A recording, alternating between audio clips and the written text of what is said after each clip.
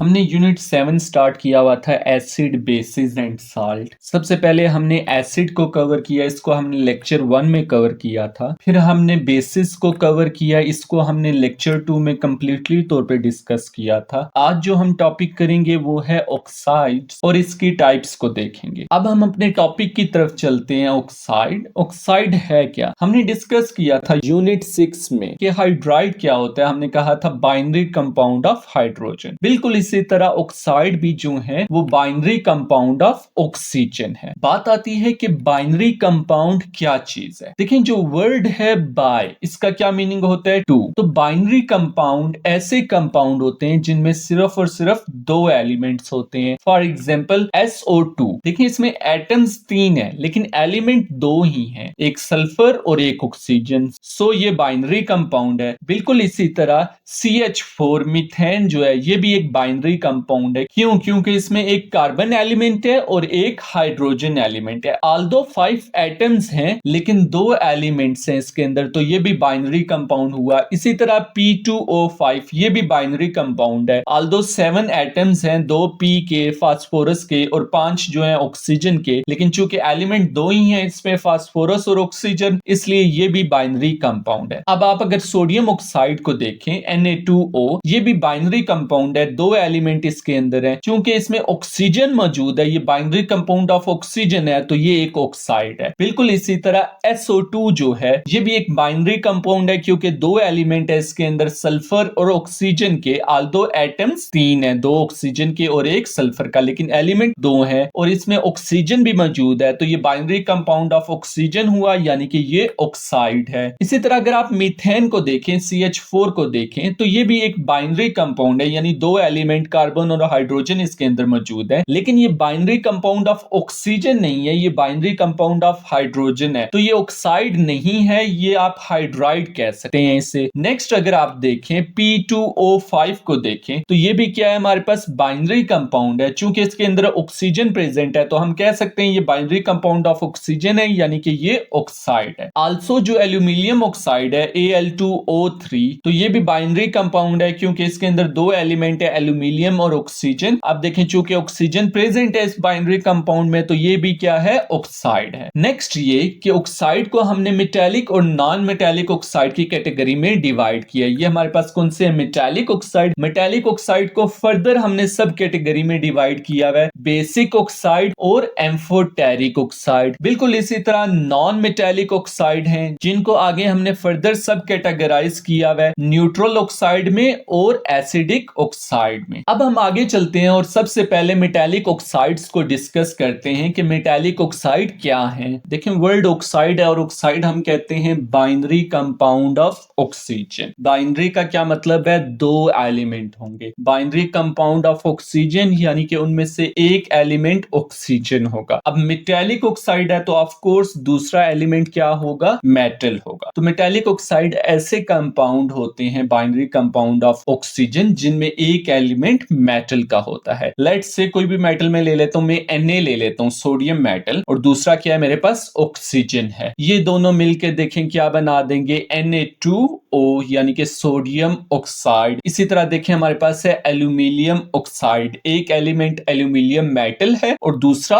Oxygen है। इसी तरह हमारे पास हो गया ZnO जिंक ऑक्साइड, एक एलिमेंट जिंक का मेटल है और दूसरा एलिमेंट ऑक्सीजन है। इसी तरह PbO लेड ऑक्साइड, एक एलिमेंट मेटल दूसरा ऑक्सीजन, एंड सो ऑन। याद रखिएगा ये जितने भी हम बात कर रहे हैं मेटालिक ऑक्साइड की, ये सारे आयनिक कंपाउंड होते हैं। मिसाल के तौर पे आप ले लें एल्यूमिनियम ऑक्साइड को ले लें या आप सोडियम ऑक्साइड को ले लें। सेकेंड थिंग, ये सारे सॉलिड एट रूम टेम्परेचर होते हैं। अच्छा, मेटालिक ऑक्साइड फर्दर इसको अगर क्लासिफाई करें तो 2 तरह के होते हैं, बेसिक ऑक्साइड और एम्फोटेरिक ऑक्साइड। सबसे पहले हम डिस्कस करते हैं बेसिक ऑक्साइड्स को। अच्छा, बेसिक ऑक्साइड कौन से होंगे, जितने भी मेटालिक ऑक्साइड हैं वो सारे बेसिक ऑक्साइड होते हैं। एक्सेप्शन क्या है इसमें, एल्यूमिनियम ऑक्साइड, जिंक ऑक्साइड और लेड ऑक्साइड की। इन तीन ऑक्साइड के अलावा जितने भी मेटालिक ऑक्साइड होंगे वो सारे बेसिक इन नेचर हैं। अगर ये बेसिक ऑक्साइड हैं तो जब ये वाटर में डिसॉल्व होंगे तो बेस बनाएंगे, यानी पीएच वाटर में डिसॉल्व होने के बाद पीएच क्या होगी, ग्रेटर देन 7 होगी। फॉर एग्जांपल देखें सोडियम ऑक्साइड है, अगर ये किस में डिसॉल्व हो रहा है, वाटर में, क्या बनाएगा ये NaOH बना देगा एक्वस। अब NaOH क्या है, बेस, तो ओवरऑल सॉल्यूशन क्या हो जाएगा हमारे पास, बेसिक हो जाएगा, यानी उसकी पीएच 7 से ज्यादा होगी। सेकेंड थिंग ये है कि जब भी बेसिक ऑक्साइड एसिड के साथ रिएक्ट करेंगे तो वो सॉल्ट और वाटर बनाएंगे। फॉर एग्जांपल हम सल्फ्यूरिक एसिड का रिएक्शन करवा देते हैं कॉपर ऑक्साइड के साथ, बनेगा क्या, साल्ट। साल्ट बनाने के लिए हम कॉपर ऑक्साइड से क्या लेंगे, मेटल आयन लेंगे, और सल्फ्यूरिक एसिड से एनाइन लेंगे, तो ये क्या बन जाएगा, CuSO4 copper sulphate plus water बन जाएगा। बिल्कुल इसी तरह कुछ मेटालिक ऑक्साइड क्या होते हैं, एम्फोटेरिक इन नेचर होते हैं। कौन कौन से होते हैं, कौन कौन से होते हैं, जो बेसिक की एक्सेप्शन है, जैसा कि एल्यूमिनियम ऑक्साइड, जिंक ऑक्साइड और लेड ऑक्साइड, ये क्या है, एम्फोटेरिक ऑक्साइड है। ये जो एम्फोटेरिक ऑक्साइड्स हैं ये इनसॉल्युबल होते हैं वाटर में, लेकिन ये एसिड या बेस में सॉल्युबल होते हैं। चूंकि ये एम्फोटेरिक ऑक्साइड हैं तो इसका मतलब ये एसिड से भी रिएक्ट कर सकते हैं और बेस से भी रिएक्ट कर सकते हैं। एसिड या बेस जिनके साथ ये रिएक्ट करेंगे क्या बनाएंगे, सॉल्ट और वाटर बनाएंगे। जो वर्ड एम्फोटेरिक है उसका मतलब ही यही होता है कि वो एसिड से भी रिएक्ट करते हैं और बेस से भी रिएक्ट करते हैं। सबसे पहले बेस से रिएक्ट करवा के देख लेते हैं। मैं बेस NaOH ले लेता हूं, एम्फोटेरिक ऑक्साइड में जिंक ऑक्साइड ले लेता हूं, बनेगा क्या हमारे पास, सॉल्ट और वाटर बनेगा। देखें सॉल्ट बनाने के लिए बेस से क्या लेंगे, हम मेटल आयन सोडियम लेंगे, और हम जो एसिड की तरह एम्फोटेरिक ऑक्साइड बिहेव कर रहा है उससे हम एनाइन लेंगे। होगा क्या, जो जिंक ऑक्साइड है वो ऑक्सीजन गेन करेगा और ये जिंकेट आयन यानी ZnO2 नेगेटिव 2 जिंकेट आयन बनाएगा। तो ये एनाइन है और मेटल से सोडियम लेंगे तो ये सोडियम जिंकेट बन जाएगा, साल्ट हमारे पास, प्लस वाटर बन जाएगा। तो आपने देखा एक एम्फोटेरिक ऑक्साइड ने बेस के साथ रिएक्ट किया, और जब वो बेस के साथ रिएक्ट कर रहा था एम्फोटेरिक ऑक्साइड खुद एज अ एसिड बिहेव कर रहा था। अब एम्फोटेरिक ऑक्साइड को हम रिएक्ट करवाते हैं एसिड से, हम कोई भी एसिड ले लेते हैं, मैं सल्फ्यूरिक एसिड ले लेता हूं, और एम्फोटेरिक ऑक्साइड में एल्यूमिनियम ऑक्साइड ले लेता हूं, बनेगा क्या मेरे पास, सॉल्ट और वाटर बनेगा। सॉल्ट बनाने के लिए हम क्या लेते हैं, बेस से मेटल आयन लेते हैं। अगर सल्फ्यूरिक एसिड है तो amphoteric oxide as a base behave कर रहा होगा, तो बेस से मैं क्या लूंगा, मेटल आयन यानी कि एल्यूमिनियम लूंगा, और एसिड सल्फ्यूरिक एसिड से एनाइन यानी कि सल्फेट लूंगा, तो क्या मेरे पास बन जाएगा, एल्यूमिनियम सल्फेट साल्ट बन जाएगा प्लस वाटर बन जाएगा मेरे पास। तो आपने देखा जो एम्फोटेरिक ऑक्साइड है वो बोथ एसिड और बेस से रिएक्ट कर सकता है और साल्ट और वाटर बनाता है। हम आगे चलते हैं और डिस्कस करते हैं नॉन मेटालिक ऑक्साइड्स को, कि नॉन मेटालिक ऑक्साइड्स क्या हैं। अगेन ऑक्साइड क्या होता है, binary compound of oxygen. Binary compound का क्या मतलब, यानी कि कंपाउंड में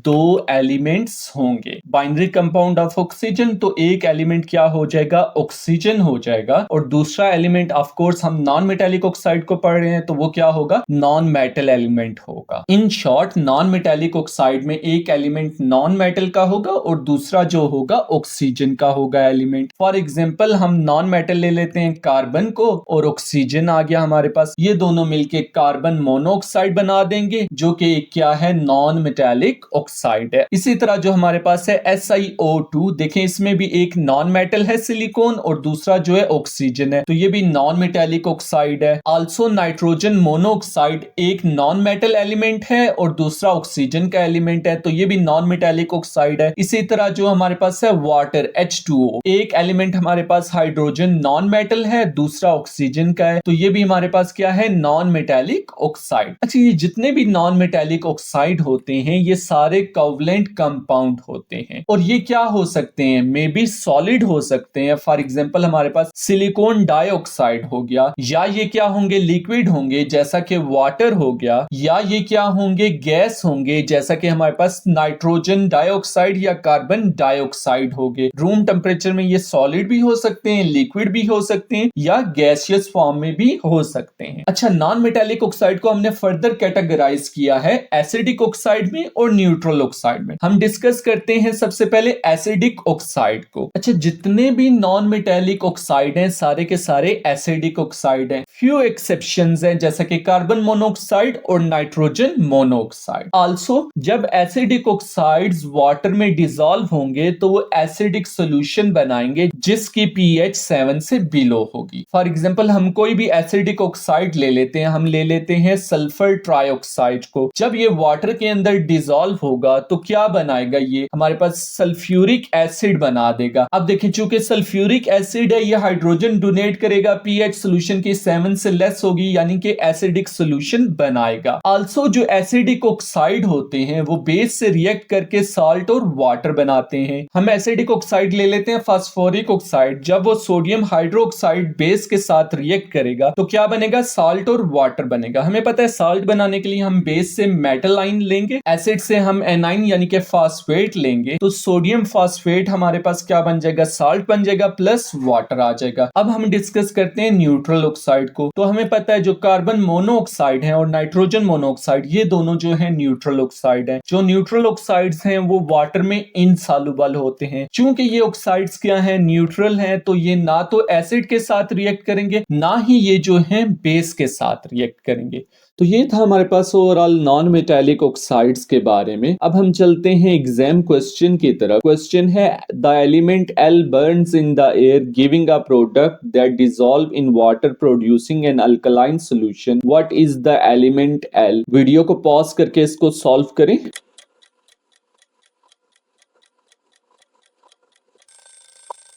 अच्छा क्वेश्चन में वो कह रहा है कि एक प्रोडक्ट बना है बाय बर्निंग इन एयर, यानी कि एलिमेंट एल ने क्या किया, ऑक्सीजन के साथ रिएक्ट किया। इसको हम कंबशन कहते हैं और कंबशन में क्या बनता है, ऑक्साइड बनते हैं। तो वो प्रोडक्ट क्या होगा, हमारे पास ऑक्साइड होगा। सेकेंड थिंग वो क्या कह रहे हैं कि वो प्रोडक्ट जो है वाटर में डिसॉल्व हुआ है, यानी कि ऑक्साइड वाटर में डिसॉल्व हुआ है। बनाया क्या है, ऑक्साइड ने वाटर में डिसॉल्व होकर अल्कलाइन सोल्यूशन बनाया है। अब चूंकि उसने अल्कलाइन सोल्यूशन बनाया है तो इसका मतलब कि वो ऑक्साइड बेसिक ऑक्साइड है। सबसे पहली थिंग कि नॉन मेटालिक ऑक्साइड जो होते हैं वो मोस्टली क्या होते हैं, हमारे पास एसिडिक इन नेचर होते हैं, तो ये तो हो नहीं सकते non metallic oxide. Second thing जो मेटालिक ऑक्साइड है वो मोस्टली क्या होते हैं, बेसिक होते हैं। कुछ मेटालिक ऑक्साइड हैं जैसा कि हमारे पास हो गया एल्यूमिनियम ऑक्साइड हो गया, जिंक ऑक्साइड हो गया, लेड ऑक्साइड हो गया और बेरिलियम ऑक्साइड हो गया। ये जो मेटालिक ऑक्साइड है ये क्या है, एम्फोटेरिक इन नेचर है। इनके अलावा जो मेटालिक ऑक्साइड हमारे ऑप्शन में मौजूद होगा वो हमारा आंसर होगा, क्योंकि वो मेटालिक ऑक्साइड बेसिक होगा। अगर आप ऑप्शन ए को देखेंगे तो कार्बन लिखा हुआ है जो कि एक नॉन मेटल है। इसी तरह ऑप्शन डी जो सल्फर है ये भी क्या है, नॉन मेटल है। तो ये दोनों तो हो नहीं सकते क्योंकि ये क्या बनाएंगे, नॉन मेटालिक ऑक्साइड जो कि एसिडिक है, जबकि हमें क्या चाहिए, बेसिक चाहिए। बी और सी में हमारे पास आयरन और सोडियम है जो दोनों मेटल हैं। हमें पता है कि आयरन जो है वो वाटर में इनसॉल्युबल है, ये रॉन्ग है। क्यों रॉन्ग है, क्योंकि क्वेश्चन में उसने क्लियर लिखा है अल्कलाइन सॉल्यूशन, यानी कि वाटर में कंप्लीटली तौर पे वो डिसॉल्व हुआ है ऑक्साइड। और सोडियम जो है वो ग्रुप 1 से बिलोंग करता है। ग्रुप 1 के जो ऑक्साइड होते हैं वो क्या होते हैं, कंप्लीटली तौर पे वाटर में डिसॉल्व होते हैं। आल्सो सोडियम मेटल है तो ये क्या है, मेटालिक ऑक्साइड है जो कि बेसिक इन नेचर है। तो दोनों कंडीशंस पूरी हो रही हैं, एक तो अल्कलाइन सॉल्यूशन बना रहा है बेसिक ऑक्साइड और दूसरा वाटर में कंप्लीटली तौर पे डिसॉल्व है। तो सी ऑप्शन हमारा करेक्ट है। नेक्स्ट क्वेश्चन हमारे पास है which of the following gases will not turn moist blue litmus paper red. तो वीडियो को पॉज करके इसको सॉल्व करें।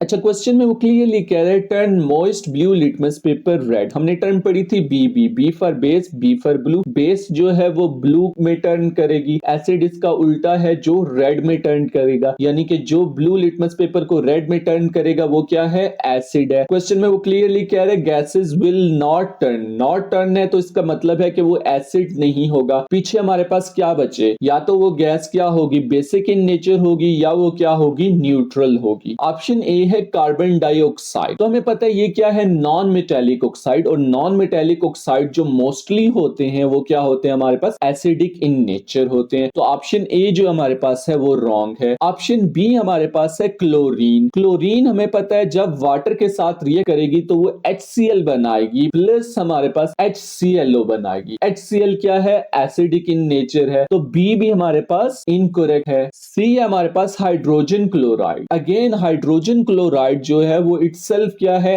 एसिड है, तो ये भी क्या है, रॉन्ग है। डी हमारे पास है नाइट्रोजन मोनोऑक्साइड। अच्छा, नाइट्रोजन मोनोऑक्साइड क्या है, नॉन मेटालिक ऑक्साइड है। हमने लेक्चर में भी डिस्कस किया था कि 2 न्यूट्रल नॉन मेटालिक ऑक्साइड हमारे पास होती हैं, जो कि कौन सी हैं, कार्बन मोनोऑक्साइड और नाइट्रोजन मोनोऑक्साइड। तो चूंकि नाइट्रोजन मोनोऑक्साइड न्यूट्रल है तो वो टर्न नहीं करेगी, तो ये हमारा क्या है, करेक्ट आंसर है। अब हम नेक्स्ट एग्जाम क्वेश्चन की तरफ चलते हैं। क्वेश्चन 30 पेपर 11 में जून 2022 GCE का है। क्वेश्चन है element Y is in period 3 of the periodic table. It forms a chloride that is liquid at room temperature. Which row shows correct information about group number and nature of the oxide element Y? तो हमने group number और nature of oxide बतानी है, तो video को pause करके इसको solve करें।